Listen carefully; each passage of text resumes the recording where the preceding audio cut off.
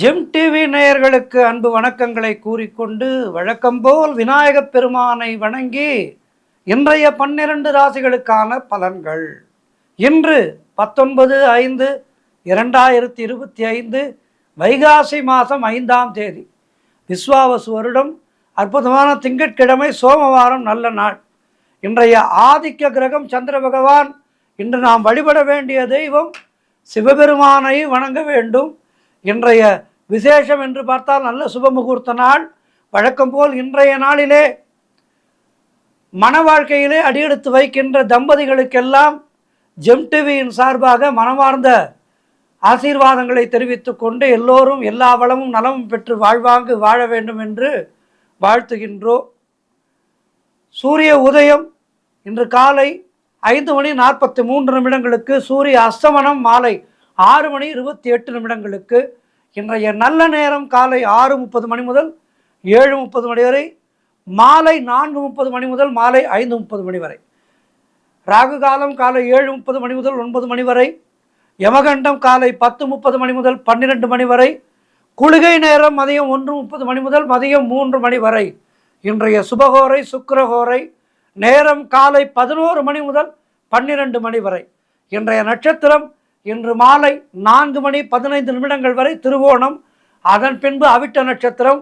இன்றைய திதி இன்று அதிகாலை 3:04 பின் தேய்பிறை சப்தமி. இன்றைய சந்திராட்டமம் இன்று மாலை 4:15 வரை திருவாதிரை நட்சத்திரத்துக்கு சந்திராட்டமம், அதன் பின்பு புனர்பூசம் நட்சத்திரத்துக்கு சந்திராட்டமம் துவங்குகின்றது. கவனமாக இருக்கும். அடுத்து நாம் காண இருப்பது 12 ராசிகளுக்கான பலன்களை. மேஷராசி அன்பர்களே, இன்று சந்திரன் உங்கள் ராசிக்கு 10ஆம் இடத்திலே இருக்கின்றார். உங்களுடைய ராசி அதிபதி செவ்வாய் ராசிக்கு 4ஆம் இடத்திலே இருக்கின்றார். ஆகவே இன்றைய நாளிலே உங்களுக்கு பொருளாதாரம் உயரும், உத்தியோக வகையிலே நல்ல மாற்றம் உண்டாகும். அது எதிர்காலத்துக்கு நன்மை பயப்பதாக இருக்கும். அதேபோல் செய்தொழில் சொந்த பிஸ்னஸ் செய்பவர்களுக்கு நல்ல முன்னேற்றம் உண்டாகின்றன.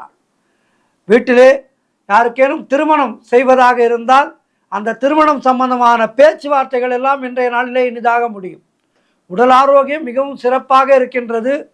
வீடு கட்டுவதற்கான முயற்சிகளிலே பெரும் வெற்றி கிடைக்கும். உங்களுடைய மனக்குழப்பங்கள் எல்லாம் தீர்ந்து மனதிலே ஒரு தெளிவு உண்டாகும். உங்களுடைய முயற்சிகள் எல்லாம் கைகூடும். கடன் தொல்லைகள் விலகும். தாய் வழி சொந்தங்களின் உதவிகள் எல்லாம் கிடைக்கும். மொத்தத்தில் இன்றைய நாள் எல்லா வளமும் நலமும் தேடி வருகின்ற அற்புதமான நாள். சிவபெருமானை வணங்குங்கள். வாழ்த்து.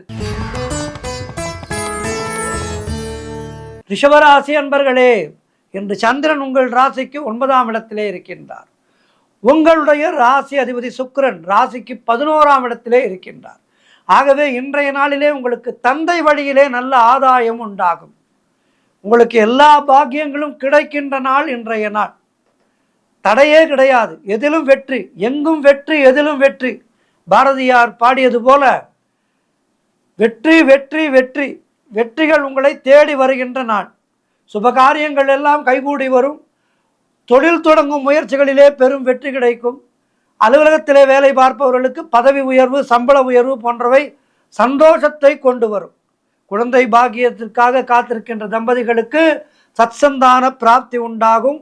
மொத்தத்தில் நீங்கள் நினைத்தது அனைத்தும் நல்லபடியாக நடக்கக்கூடிய அற்புதமான நாள். எதிர்பார்த்த பணம் கைக்கு வரும். உடல் ஆரோக்கியம் சிறப்பாக இருக்கும்.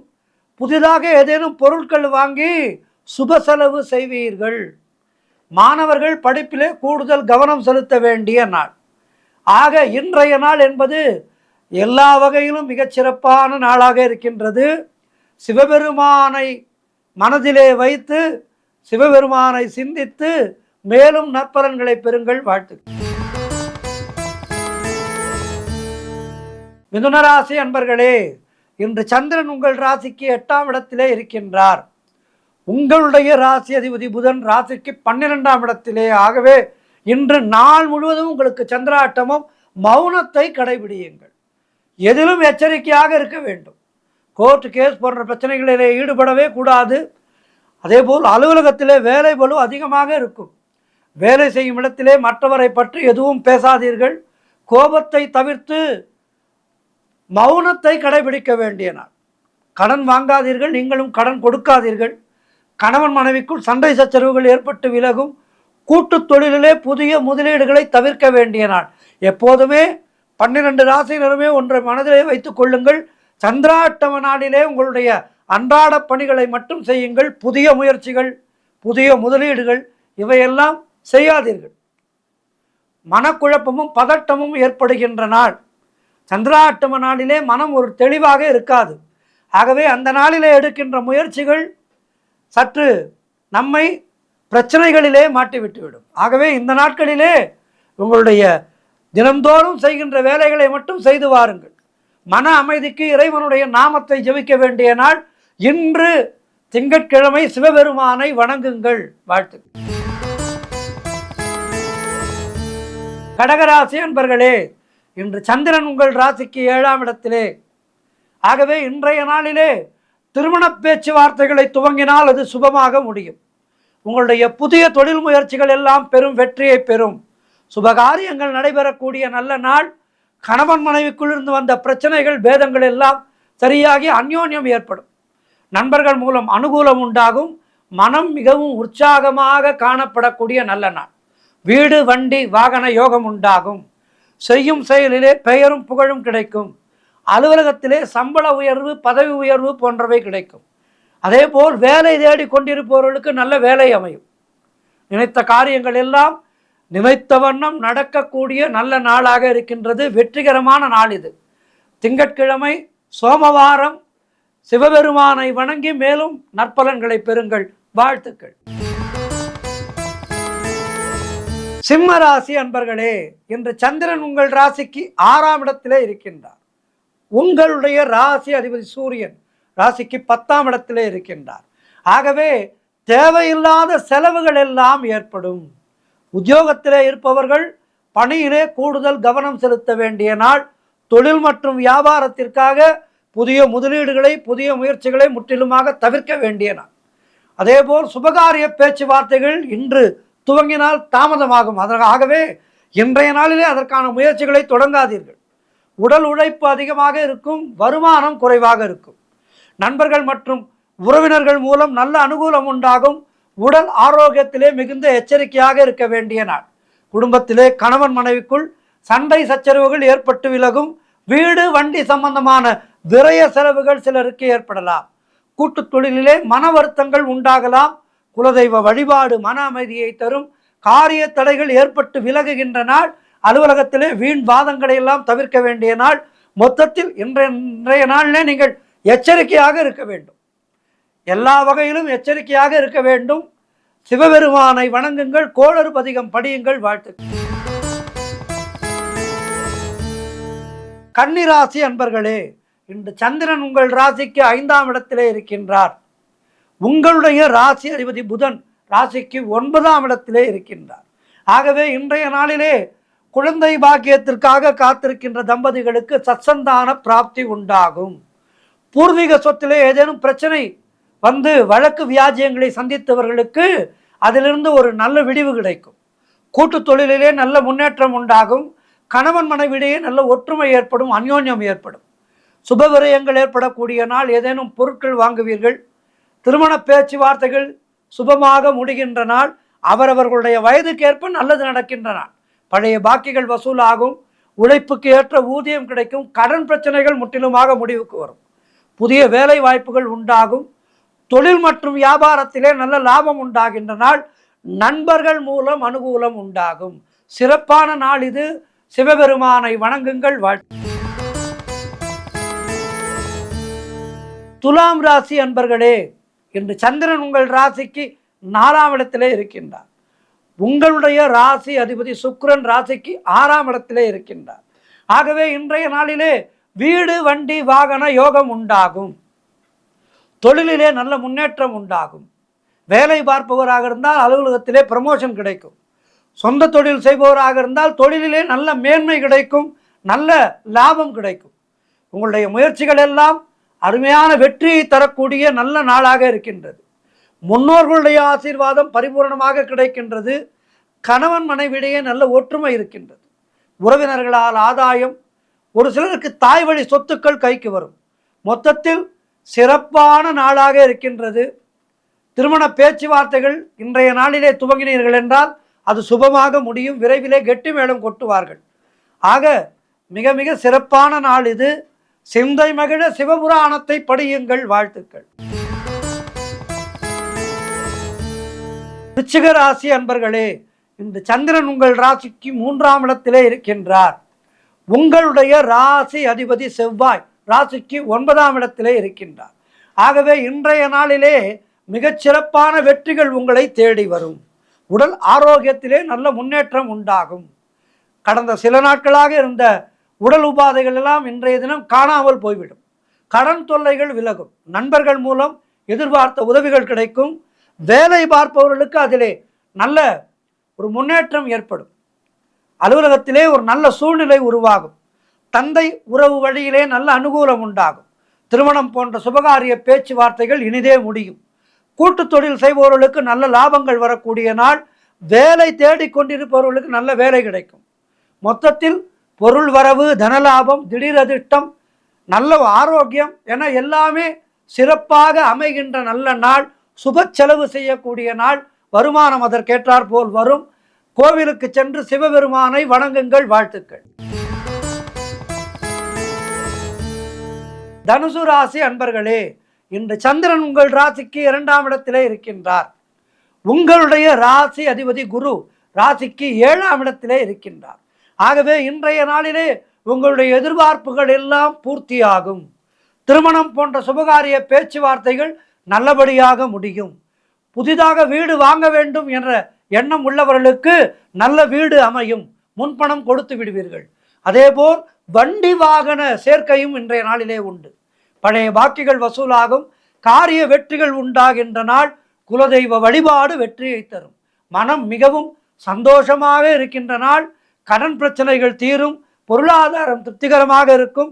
பிள்ளைகளால் பெருமை ஏற்படும். வாழ்க்கை துணையால் மகிழ்ச்சி உண்டாகும்.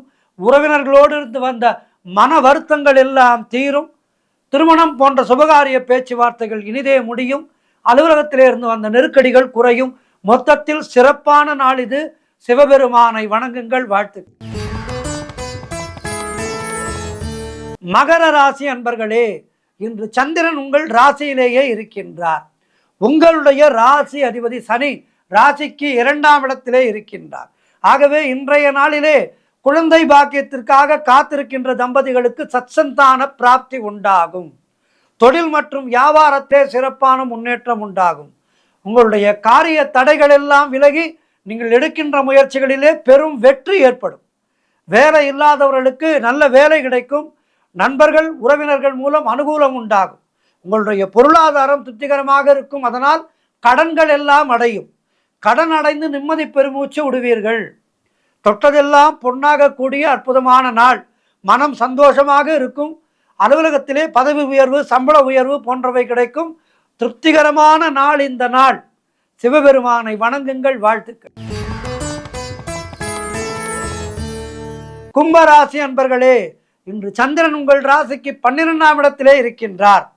உங்களுடைய ராசி அதிபதி சனி ராசியிலேயே இருக்கின்றார்.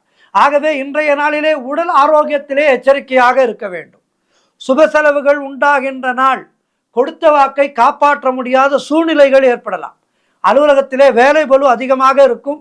பொருளாதாரம் நெருக்கடியாக இருக்கின்றது. சிலருக்கு வீண் விரயங்கள் உண்டாகும். தொழில் சம்பந்தமான புதிய கடன் எதுவும் வாங்காதீர்கள். புதிய முயற்சிகளை இன்றைய நாளிலே தவிர்ப்பது நல்லது. மேலதிகாரிகளால் நெருக்கடிகள் உண்டாகும். சிலருக்கு வேலையிலே மாற்றம் ஏற்படும். தேவையில்லாமல் மற்றவர்களுடைய விஷயங்களிலே தலையிடாதீர்கள். வீண் வாக்குவாதங்களை எல்லாம் தவிர்க்க வேண்டிய நாள். மொத்தத்தில் இன்றைய நாள் கவனமாக இருக்க வேண்டிய நாள். எச்சரிக்கையாக இருக்க வேண்டிய நாள். சிவபுராணம் படியுங்கள். சிவன் கோவிலுக்கு சென்று நெய் தீபம் ஏற்றுங்கள். கோளறு பதிகம் படியுங்கள். வாழ்த்துக்கள். மீன ராசி அன்பர்களே, இன்று சந்திரன் உங்கள் ராசிக்கு 11ஆம் இடத்திலே இருக்கின்றார். உங்களுடைய ராசி அதிபதி குரு ராசிக்கு 4ஆம் இடத்திலே இருக்கின்றார். ஆகவே இன்றைய நாளிலே உங்களுடைய எதிர்பார்ப்புகள் பூர்த்தியாகும். செய்தொழில் செய்பவர்களுக்கு அதிலே நல்ல முன்னேற்றம் உண்டாகும். உழைப்புக்கு ஏற்ற ஊதியம் கிடைக்கின்ற நாள். கடன் பிரச்சனைகள் முற்றிலுமாக தீரும். வேலை இல்லாதவர்களுக்கு நல்ல வேலை கிடைக்கும். எடுக்கின்ற முயற்சிகளிலே பெரும் வெற்றி கிடைக்கின்ற நாள், சுபகாரியங்கள் நடக்கக்கூடிய அற்புதமான நாள், காரிய தடைகள் விலகும், வீடு வண்டி வாகன மாற்றம் ஏற்படும், குழந்தைகளால் பெருமை ஏற்படும், நண்பர்கள் மூலம் அனுகூலம் உண்டாகும், பொருளாதாரத்திலே பெரும் வளர்ச்சி உண்டாகும், குடும்பத்திலே ஒற்றுமை சந்தோஷம் நிலவும். மொத்தத்தில் இன்றைய நாள் உங்களுடைய எதிர்பார்ப்புகள் எல்லாம் பூர்த்தியாகின்ற அற்புதமான நாள். சிவபெருமானை வணங்குங்கள். வாழ்த்துக்கள். 12 ராசியினருக்கும் இன்றைய நாள் சிறப்பாக இருக்க பிரார்த்தித்துக் கொள்கின்றேன். திங்கட்கிழமை சோமவாரம் சிவபெருமானை வணங்கி நல்லருள் பெறுங்கள் எல்லோரும். வாழ்த்துக்கள். நன்றி, வணக்கம். இன்றைய ஆன்மீக தகவல்.